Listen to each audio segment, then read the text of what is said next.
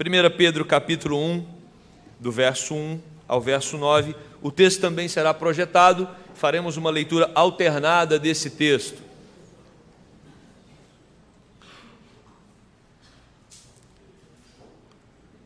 Leitura alternada, diz assim: Pedro, apóstolo de Jesus Cristo, aos eleitos que são forasteiros da dispersão no Ponto, Galácia, Capadócia, Ásia e Bitínia.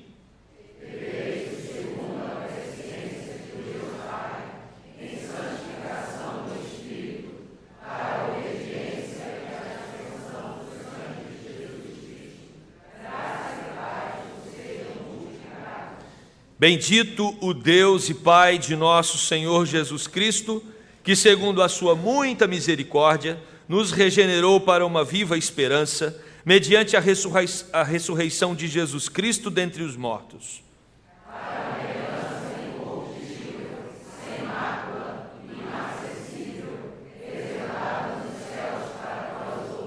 Que sois guardados pelo poder de Deus, mediante a fé, para a salvação preparada, para revelar-se no último tempo.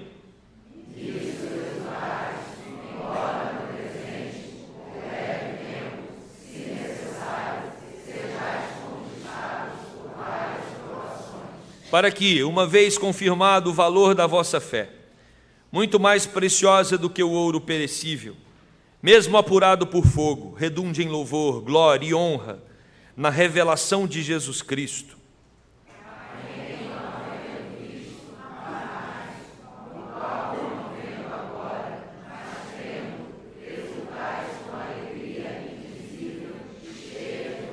Juntos, obtendo o fim da vossa fé, a salvação da vossa alma. Amém. Vamos orar. Querido Deus, nós pedimos a Tua bênção, a instrução do Teu Espírito, a iluminação do alto na exposição da Tua palavra agora. Que o Senhor fale ao coração do Teu povo, que se deslocou das suas casas para estar aqui nesse lugar, buscando a Tua presença. Oramos em nome de Jesus. Amém e amém. Meus irmãos, Viktor Frankl disse que nada proporciona melhor capacidade de superação e resistência do que a consciência de ter uma missão a cumprir na terra. Nada nos capacita mais a superar e a resistir às adversidades do que a consciência de uma missão. Quando nós olhamos para esse texto, nós temos aqui um livro que vamos expor nos próximos domingos, em que o apóstolo Pedro está escrevendo para uma igreja que precisa ser instruída pelo Senhor, porque é uma igreja que está atravessando momentos delicados, momentos difíceis. Pedro, ele escreve porque sabe que essa igreja tem uma missão para ser cumprida. Eu sei que nós temos projetos pessoais, cada um que entrou aqui hoje tem uma história única de vida, tem uma história, tem sonhos, tem desejos, anseios que são só seus. Mas quando nós nos somamos como corpo de Cristo, nós temos um projeto, uma missão muito específica. E às vezes na caminhada nós temos a tendência, ou nós temos momentos de desânimo. Às vezes nós somos tomados por situações que tentam tirar de nós a alegria, a paz, o entusiasmo, para continuarmos na jornada. E aqui nós temos nesse livro, nessa primeira epístola de Pedro, o apóstolo convidando toda a igreja para seguir os passos de Jesus. Dr. Russell Shedd diz que 1 Pedro é um convite para afastar-se do caminho largo e andar no caminho de Jesus, que foi o pioneiro e deixou as suas pegadas para nos guiar. Então nós corremos o risco, às vezes, de nos perdermos pelos caminhos largos desse mundo. E 1 Pedro então vai nos convidar a trilharmos pelo caminho de Jesus Cristo. É uma carta exortativa.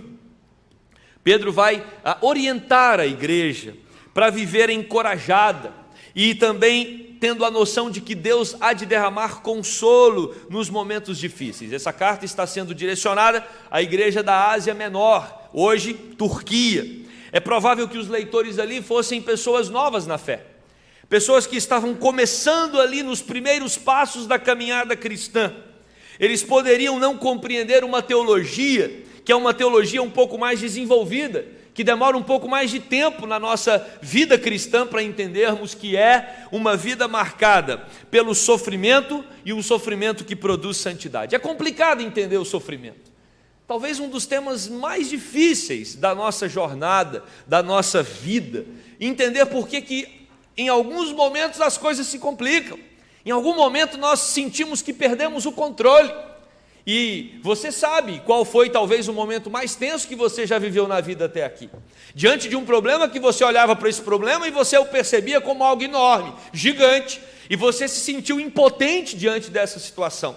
A pergunta é, como nós devemos reagir quando isso acontece? Como nós devemos reagir diante de uma situação financeira que sai do nosso controle? Como reagir diante de uma situação na saúde física que sai do nosso controle? Como reagir quando algum problema acontece na nossa família e a gente não sabe como dar a solução para aquela questão? Ou seja, eu e você, nós estamos diante de possibilidades que podem nos tirar da zona de conforto, que podem gerar uma certa instabilidade no nosso coração, e a pergunta que esse texto vai nos fazer é: como reagir diante de questões como essa? Pedro está escrevendo para aquela igreja e para nós também hoje, para que nós tenhamos condições de vencer os desafios da jornada, porque quando tudo está dando certo, é uma bênção, irmãos. É uma maravilha quando você está precisando de um emprego e a porta abre automaticamente. Quando você faz um check-up na sua saúde, está tudo bem. Quando você ganha o salário que você sempre queria, mora no lugar que você sempre sonhou também. Então, quando as coisas estão dando certo para nós, isso é confortável. Mas às vezes nós temos os momentos de instabilidade. E aí a pergunta do apóstolo é: como nós vamos viver diante de situações difíceis? Será que a fé cristã, ela suporta as adversidades? Ela nos dá condições de atravessar os momentos difíceis? E aí Pedro vai dizer que sim, esse livro é uma prova de que nós podemos desenvolver uma fé resistente que nos ajuda na adversidade. Mas essa fé, ela precisa ser trabalhada, ela precisa ser amadurecida. Nós temos uma exortação de Paulo, nós temos uma exortação do escritor aos Hebreus, dizendo que o crente corre o risco de ter uma fé pífia, uma fé que não amadurece, uma fé infantil. Você sabe que você protegeu os seus filhos o máximo que pôde. Nós, como pais, nós temos essa tendência. O bebê, ele precisa de muito cuidado. À medida que ele vai crescendo, ele vai tendo mais independência. Mas os nossos filhos, quanto menores eles eram, mais a gente precisava estar ali protegendo, amparando, até que eles se tornaram adultos, pessoas independentes. Mas o que às vezes acontece com a gente é que nós temos uma fé muito infantil, e Paulo repreende a igreja de Corinto a respeito disso. O autor de Hebreus também repreende os seus leitores a respeito disso, porque a nossa fé, ela precisa se tornar fé de gente grande. Fé de gente grande, grande na fé. E aí você pode dizer: mas pastor, Jesus Cristo disse: se nós tivéssemos uma fé do tamanho de um grão de mostarda, nós poderíamos dizer para um monte: sai daqui e vai para lá. O problema é que a nossa fé não chega nem a 1/1000 de um grão de mostarda. E os discípulos, naquela circunstância, quando Jesus fala que a gente precisa, se a gente tivesse uma fé desse tamanho, moveria uma montanha, o que Jesus quer ensinar para nós, os discípulos perguntam para Jesus: Jesus, o que faremos então? Aumenta a nossa fé. E o convite de Pedro é exatamente esse: precisamos aumentar a nossa fé. Precisamos ter uma fé resistente, e é esse o tema que nós vamos trabalhar nos próximos domingos a partir de hoje. E a pergunta de hoje é: quando nasce uma fé resistente? De que forma essa fé pode nascer no nosso coração? Porque todo mundo que veio aqui hoje pode dizer que tem algum grau de fé. Você que está aqui, você tem fé. A pergunta é se a nossa fé é a fé correta, porque nós corremos o risco de ter uma fé equivocada.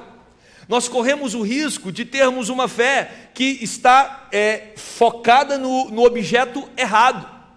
Às vezes nós criamos uma ideia de Deus na nossa cabeça. Olha que interessante isso.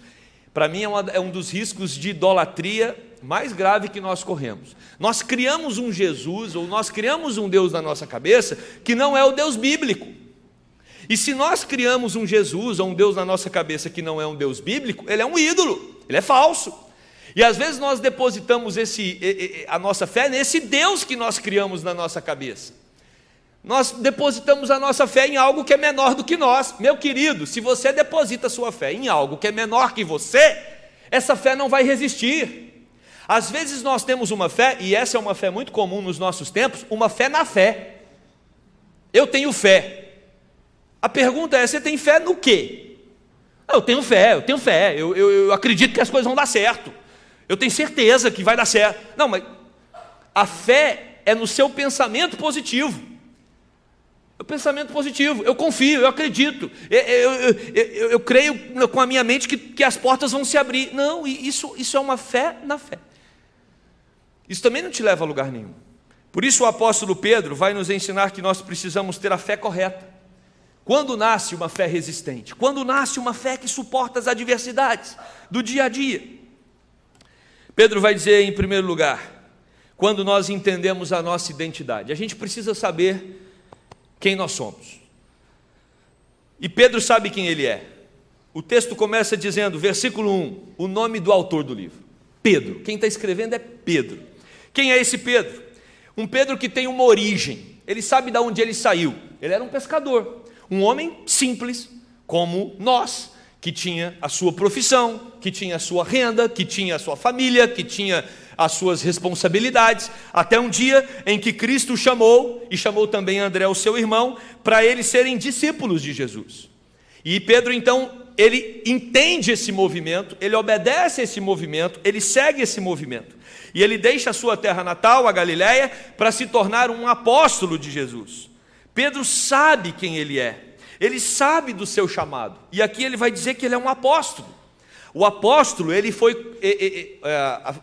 essa autoridade é dada para as pessoas que foram chamadas pelo próprio Jesus. Se você ouvir hoje alguém falando que é apóstolo, muito cuidado, porque os apóstolos na Bíblia, eles foram comissionados pelo próprio Jesus.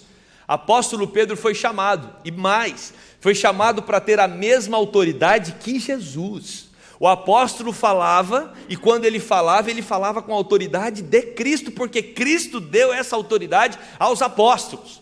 Então o apóstolo Pedro, ele sabe desse seu papel e dessa sua função. Ele é autorizado a falar em nome de Cristo. Ele é um representante de Jesus, assim como os demais discípulos. Então ele sabe quem ele é.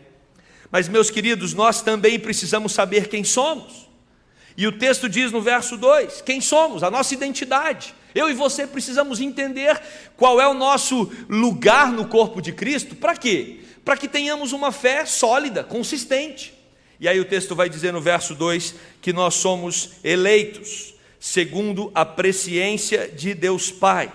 Como funciona essa eleição? Deus chama pessoas para fazer parte da família dele. Deus tem uma grande família. E Ele convida pessoas para fazer parte dessa família. E para que essas pessoas tenham acesso à família de Deus, é necessário crer no nome do seu único Filho, Jesus Cristo. Não tem como. Não há como manter comunhão com Deus se não confessar Jesus como Senhor. Jesus diz, eu sou o caminho, a verdade e a vida. Não há outra maneira de você entrar num relacionamento ou fazer parte da família de Deus se não for por meio de Jesus. E é o próprio Deus quem nos escolhe, é o próprio Deus quem nos convida, é o próprio Deus que manda o Espírito Santo dele convencer o nosso coração.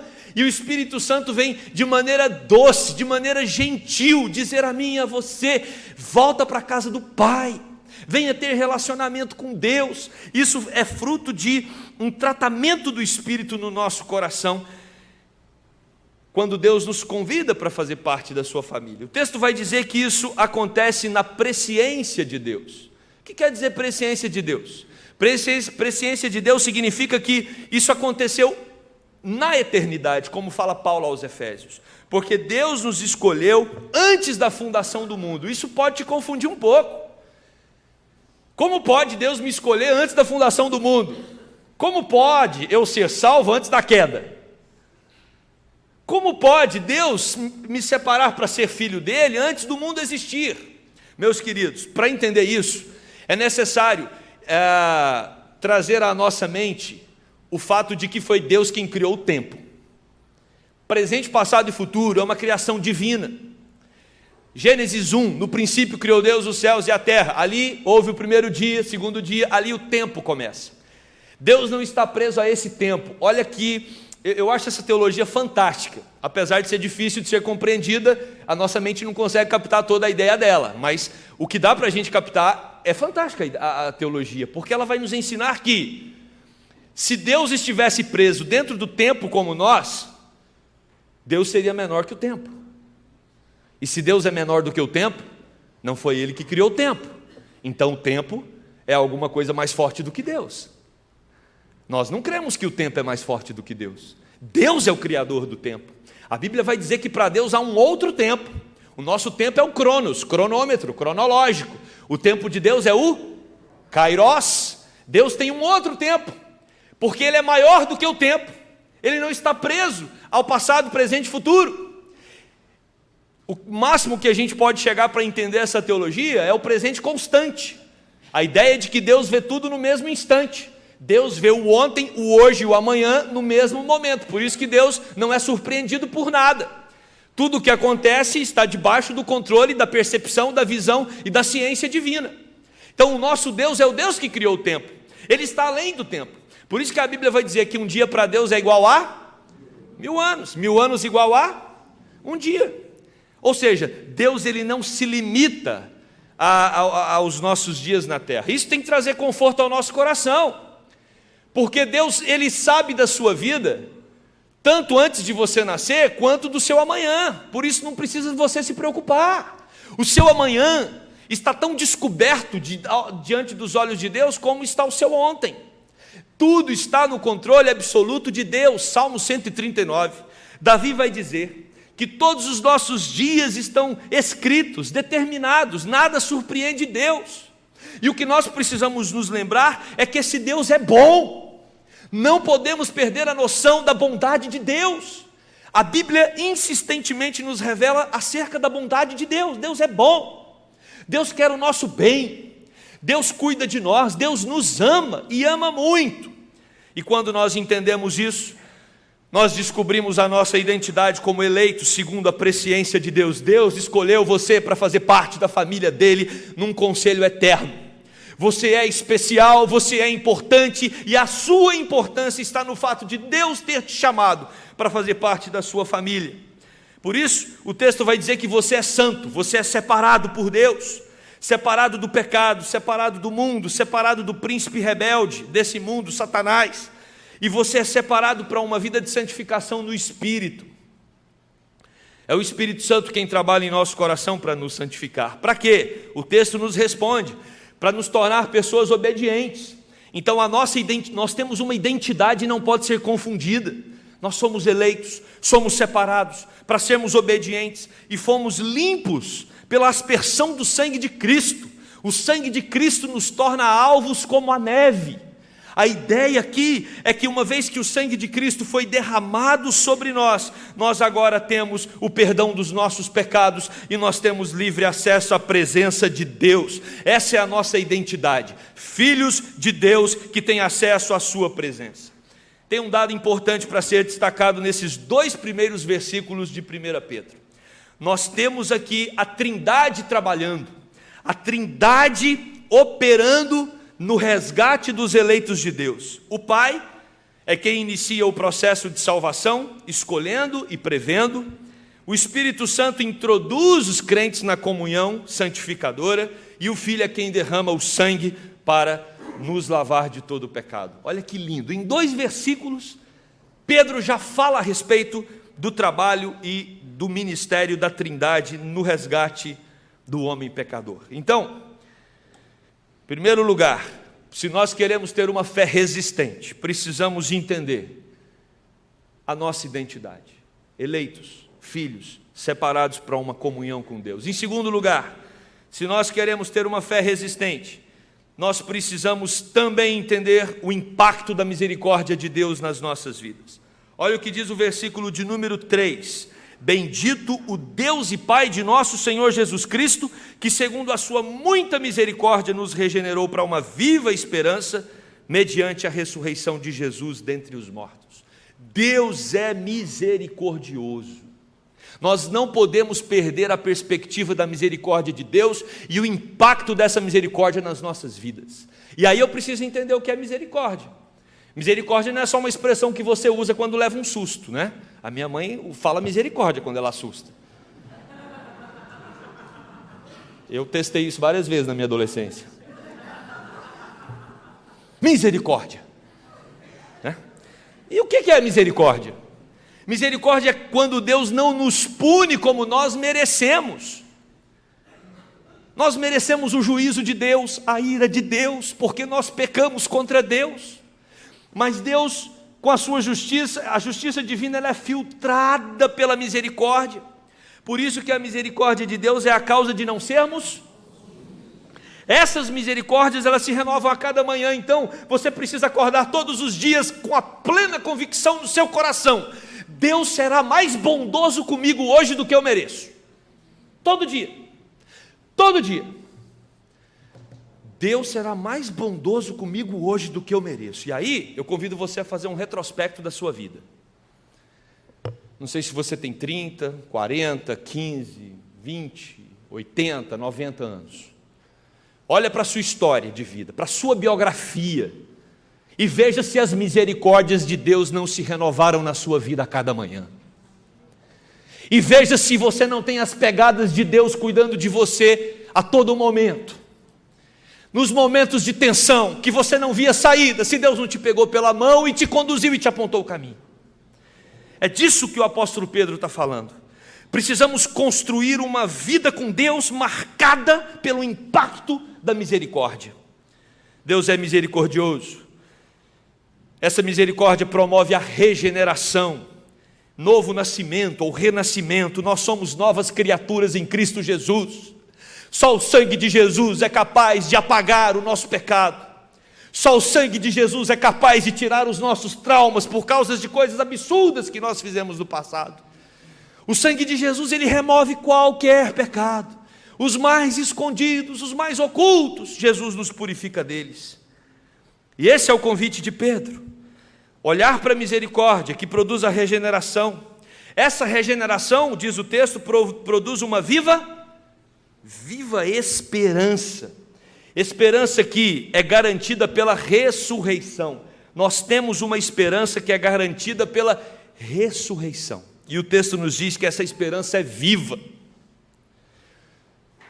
Talvez como eu, você está inseguro nesse momento do nosso país. São tantas questões que geram ou tentam produzir insegurança no nosso coração.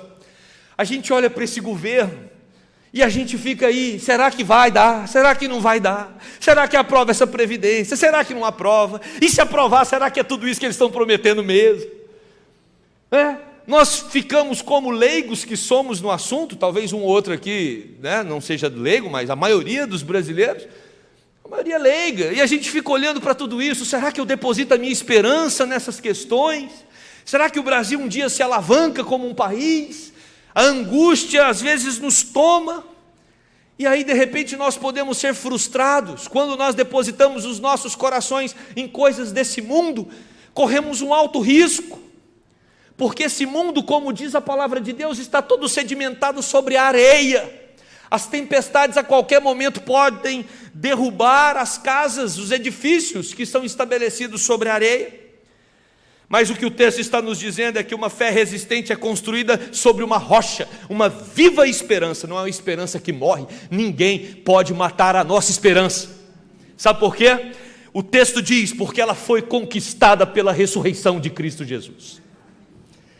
A ressurreição de Cristo Jesus garante a nossa esperança. Nós somos um povo de esperança, não porque temos projetos muito bem calculados que vão nos dar estabilidade no futuro. Nós temos esperança porque Jesus Cristo resolveu o maior dos nossos problemas, que era a morte, através da sua ressurreição. E se Ele resolveu o problema da morte, Ele vai resolver qualquer outro problema que nós estejamos atravessando. Amém? Essa é a verdade do texto bíblico. Jesus Cristo, ele veio para trazer solução aos nossos problemas, às nossas dificuldades. Eu não sei qual a tempestade que você está atravessando. De repente você está num dia lindo, ensolarado, tranquilo, o mar está calmo. Usufrua desse dia. Mas às vezes você que entrou aqui hoje está vivendo dias de águas agitadas. O mar está inquieto, revolto. Você está com medo, temeroso, preocupado, triste.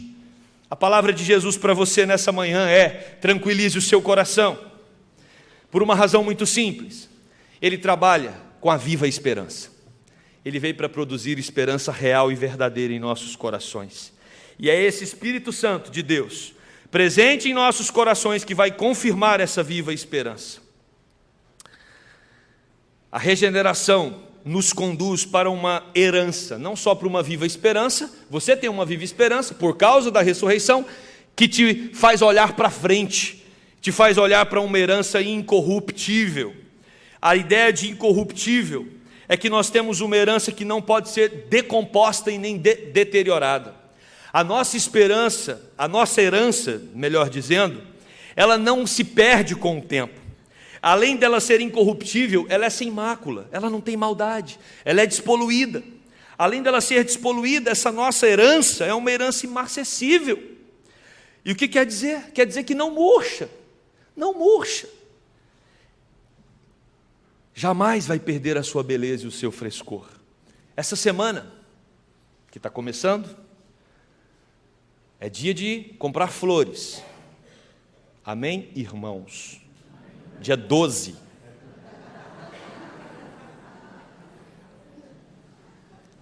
Dei a dica. Vamos aquecer o comércio de flores do Rio de Janeiro. E aí, sua esposa vai olhar para aquele buquê de flor e ela vai se alegrar. Mulher nunca acostuma com flor. Amém, irmãs? Muda o projeto. Compra creme da Natura.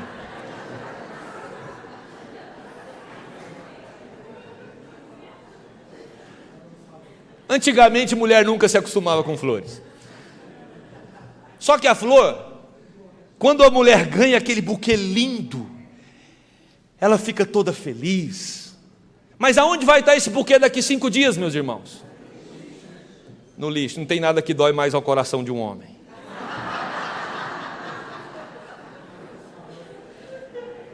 Por isso que quando o marido vai comprar a flor, ele pichincha. Não tem nada que um homem pichincha mais na vida do que um buquê de flor.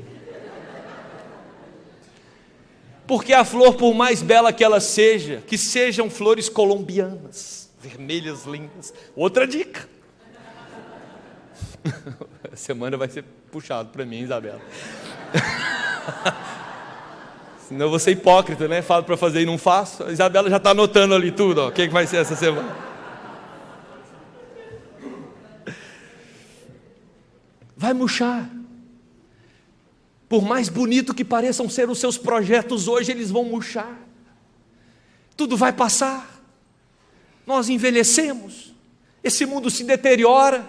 Só que a nossa viva esperança, ela não está presa a esse mundo corruptível, esse mundo maculado, esse mundo que murcha. A nossa esperança é viva, porque ela é uma esperança eterna que não se envelhece em Cristo Jesus. É por isso que os nossos corações precisam se aquecer. E aí o versículo 5 vai nos ensinar que a misericórdia divina nos impacta, porque ela é uma herança de Deus para os nossos corações, ela revela o amor de Deus, e ela também mostra que nós estamos guardados pelo poder de Deus. Nós estamos guardados pelo poder de Deus, meus irmãos. Somos regenerados, temos uma herança para receber, já recebemos aqui parte dessa herança, mas receberemos completamente na volta de Cristo. Mas essa herança, enquanto ela não chega, nós somos guardados pelo poder de Deus. Você é guardado pelo poder de Deus. E aí você precisa entender do que eu estou falando aqui. A ideia de Pedro, quando ele diz que nós somos pessoas guardadas pelo poder de Deus, é como se nós estivéssemos dentro de um carro blindado. Aí a gente entende a linguagem no Rio de Janeiro. Um carro blindado, que não tem nenhuma arma capaz de furar a sua lataria. O que Deus está dizendo para mim e para você nessa manhã: eu sou esse carro que blindo vocês. Vocês estão aí dentro. Nada pode perfurar, nada pode afetar vocês, sem que eu, que sou o Deus da vida de vocês, permita. Eu guardo cada um de vocês. Vocês podem ir e vir tranquilamente, porque a minha mão está sobre vocês, amparando, cuidando, direcionando e sustentando cada um. É disso que Deus está falando. mas o nosso coração insiste em não acreditar. Quarta-feira a gente já vai ter esquecido desse sermão, às vezes até o pastor. Quando a secretária na quarta-feira pergunta: pastor, qual é o tema para pôr na internet o sermão? Vou consultar, irmã. Às vezes a gente esquece com muita facilidade, porque o nosso coração é um coração enganoso, é um coração duro, nosso coração é teimoso. A gente não confia em Deus como deveria. A gente sabe que Ele é bom, a gente sabe que Ele é amoroso, a gente sabe que Ele morreu e ressuscitou, a gente sabe das promessas dEle de cuidado, sustento, amparo, proteção, a gente sabe de tudo isso, mas o nosso coração às vezes desconfia, porque o nosso coração é duro como uma pedra, conforme disseram os profetas, coração duro. E quando eu penso no meu coração, quando eu penso no nosso coração, irmãos, às vezes a gente queria que Deus viesse com uma voz mansa, nos tratar. Ô meu filho, muda de vida, você tem que confiar mais, você precisa acreditar que eu cuido de você. E parece, a impressão que eu tenho é que a voz mansa de Deus não nos convence.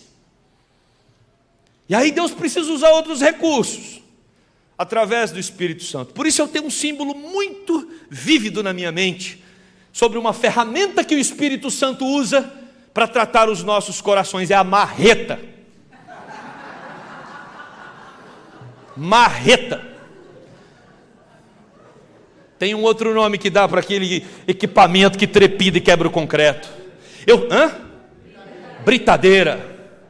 Ficou melhor, né? Tecnológico assim. Britadeira. Coração nosso precisa. O Espírito Santo, ele não trabalha sentado numa poltrona tentando nos convencer. Ô meu filho, muda. Não, ele liga a britadeira e sai quebrando. Porque o nosso coração é duro, resistente. A gente não confia. A gente fala que confia e não confia. A gente fala que ama a Deus, mas ama são os projetos pessoais. E essa confusão no nosso coração, às vezes Deus precisa usar a britadeira ou a marreta.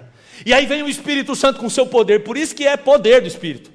Poder para dar uma marretada, para quebrar o coração.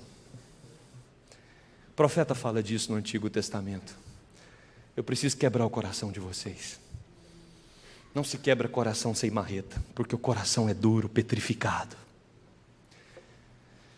O profeta diz: dar-vos-ei um coração de carne, diz o Senhor, porque o coração de vocês está duro como coração de pedra.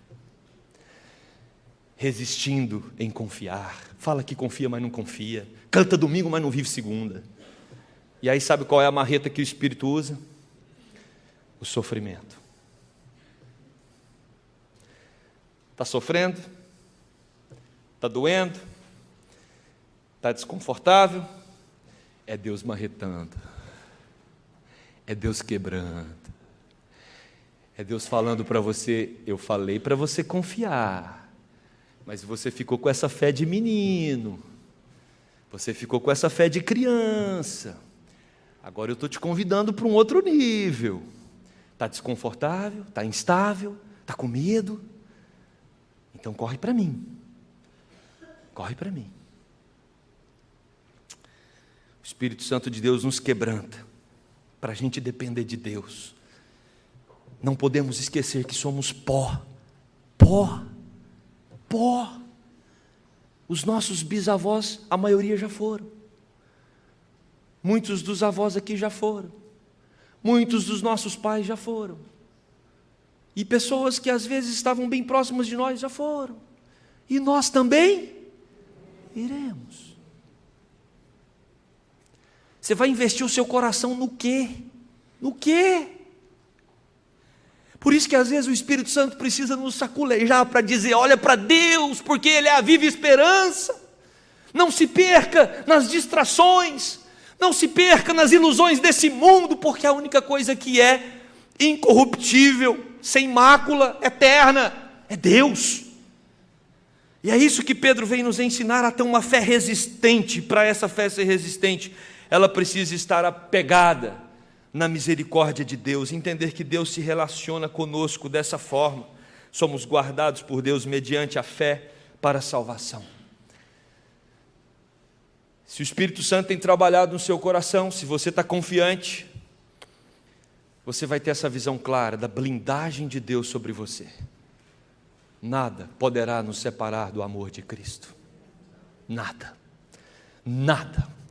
E eu gosto da parte do texto que diz: nem os demônios e nem os anjos. Nada poderá nos separar do amor de Cristo. Isso precisa gerar uma fé confiante, uma fé resistente, uma fé verdadeira em nossos corações. Deus é bom? É bom. Deus cuida? Cuida. Deus sustenta? Sustenta. Deus guarda? Guarda. Então por que eu estou preocupado?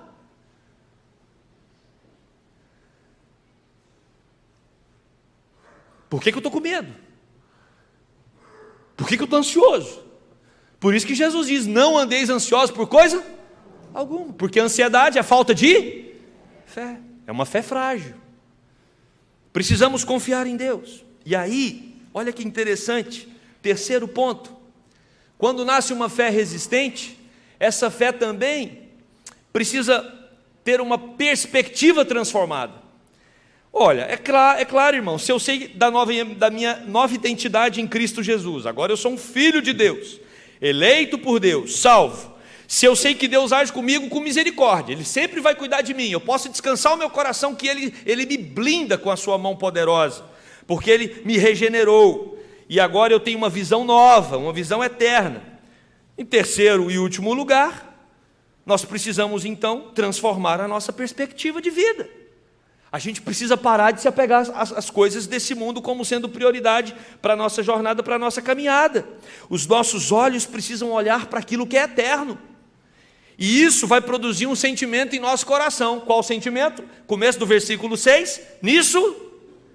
Nisso exultais. Nisso o quê? Na misericórdia de Deus, na certeza de que Ele cuida de mim, né? Na certeza de que eu sou eleito por Ele antes da fundação do mundo. Tudo isso gera uma confiança no meu coração, produz uma fé na minha alma, e isso gera também, produz alegria no meu viver.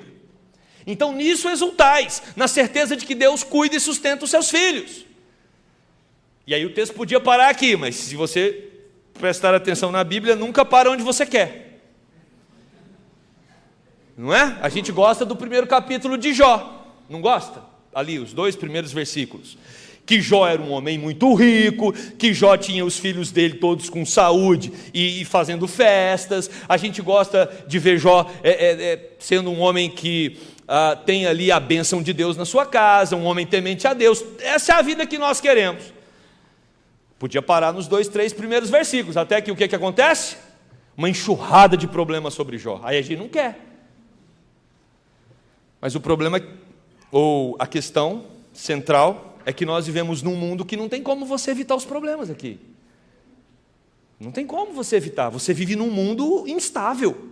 Você vive num mundo que não te dá segurança mesmo. A nossa segurança não vai ser produzida nesse mundo. Mas o texto diz: nisso exultais. Aí tem uma palavrinha que nos angustia: embora no presente, por breve tempo, se necessário, sejais contristados por várias provações. O sofrimento do crente é real. O termo utilizado aqui sugere uma depressão ou tristeza. A Bíblia nunca negou que nós vamos passar por adversidades. Essas dificuldades, no entanto, elas têm algumas características, e nós precisamos entender as características dos problemas que Deus permite sobre nós. Primeiro, são problemas no presente, perspectiva transitória. Nesse tempo, o qual Deus está nos guardando, como o texto já havia dito, Deus nos guarda. Então fica tranquilo, você vai passar no presente por provações. É o hoje. Você que entrou aqui, uma coisa está te incomodando, você está com um problema aí na sua cabeça, que talvez só você e mais algumas pessoas sabem. Esse é o seu problema do hoje, mas é do hoje. Mas o texto diz mais, é do presente e também é por breve tempo. O choro pode durar uma noite, mas a alegria vem pela manhã. Se necessário, diz o texto, essa parte é importante, você não precisa procurar problema. Você não precisa sair daqui, entendi a mensagem do pastor, o sofrimento me aproxima de Deus, vou arrumar um agora.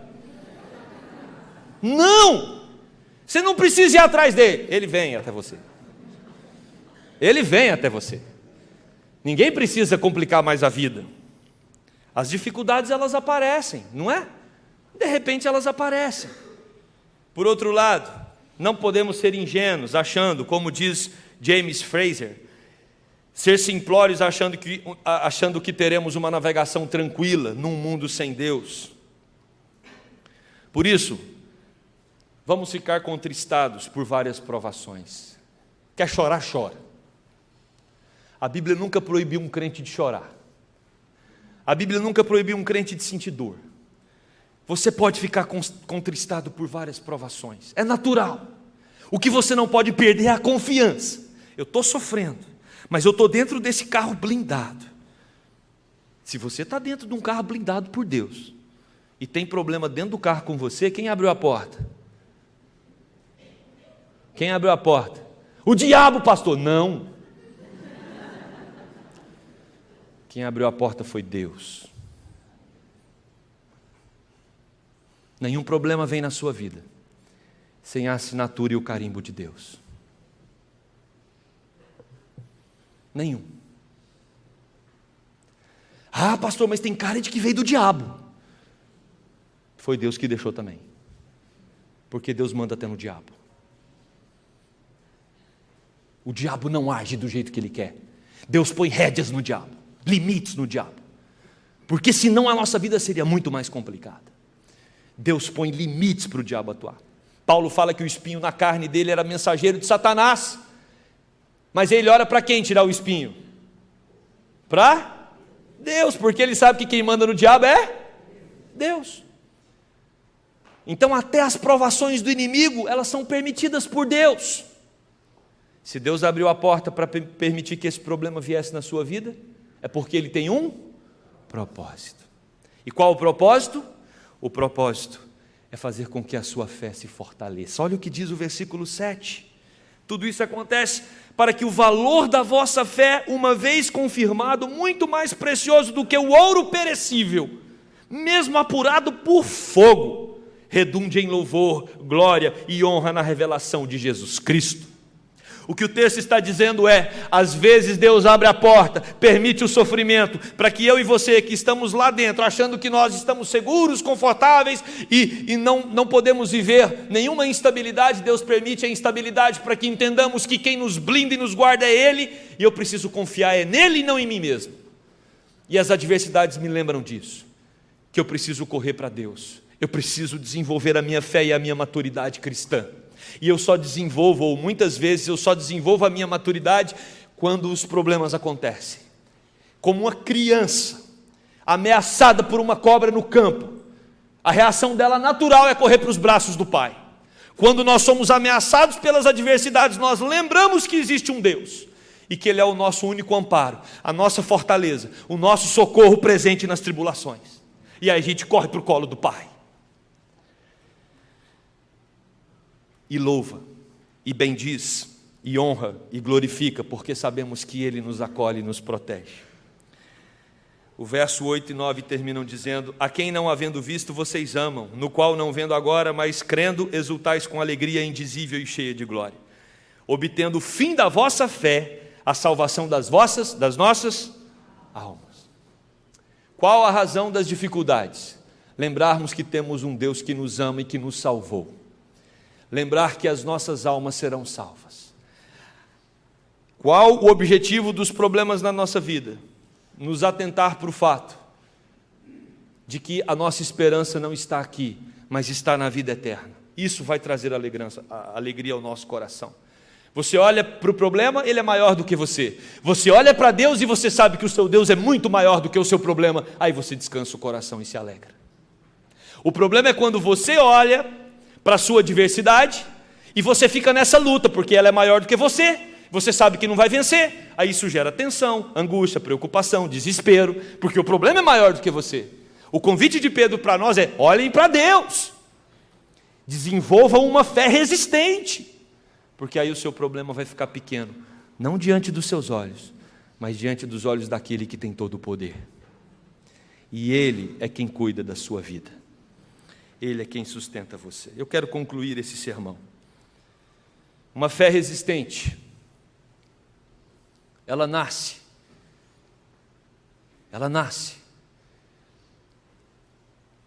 para trazer à luz a nossa identidade, para nos ajudar a entender o impacto da misericórdia de Deus na nossa vida e para mudar a nossa perspectiva de caminhada.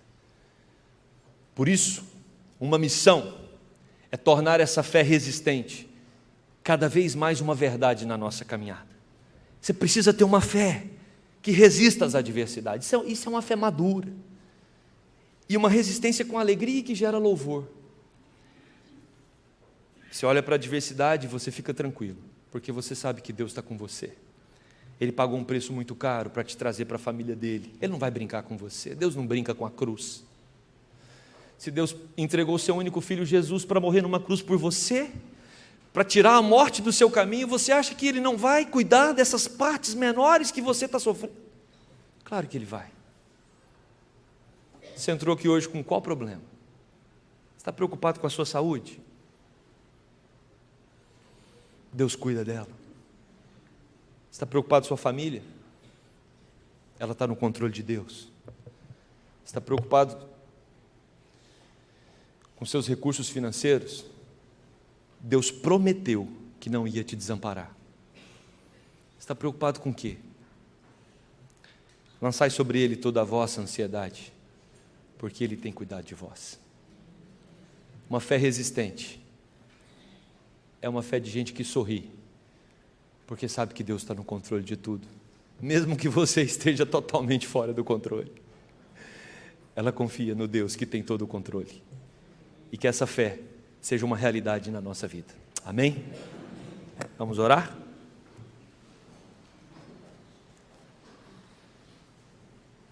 Pai querido, aqui estamos nós, pessoas frágeis, instáveis, melindrosas, medrosas, angustiadas, preocupadas, temendo. Aqui estamos nós com o nosso coração petrificado. Às vezes queremos as carícias do Senhor, mas estamos precisando de marretadas, porque o coração está duro, e o Senhor não faz carinho em coração de pedra. É necessário o quebrantamento para que o nosso coração se torne coração de carne, com vida. Por isso, Deus, é com temor no coração que, como igreja, nós clamamos ao Senhor: nos quebranta, nos quebranta, nos quebranta, nos dê um coração de carne, um coração que sabe qual é a sua identidade como filho de Deus, eleito, um coração que sabe do poder impactante da tua misericórdia, revelada em Jesus Cristo. Dá-nos, ó Pai, um coração que entende claramente os projetos do Senhor. Dá-nos um coração, Deus, que caminha na tua direção, buscando sempre a tua vontade, Pai. Oh Deus, torna a nossa fé uma fé resistente. Às vezes nós nos matamos olhando para os nossos problemas, enquanto o convite do Senhor é para que olhemos para Ti. Trata-nos, ó Deus, para que os nossos olhos jamais se distanciem de Ti, para que desta forma, Deus, tenhamos uma fé que tranquiliza o nosso coração, na certeza de que o Senhor nos blinda, o Senhor nos protege, o Senhor nos guarda. Cuida do Teu povo, ó Deus, sustenta o Teu povo, ampara o Teu povo, anima o Teu povo na viva esperança, fundamentada na ressurreição de Cristo Jesus, o nosso Salvador. Essa é a nossa oração, Deus, oração de um povo que clama pela verdadeira fé, uma fé que resiste às adversidades. Oramos no nome de Jesus. Amém.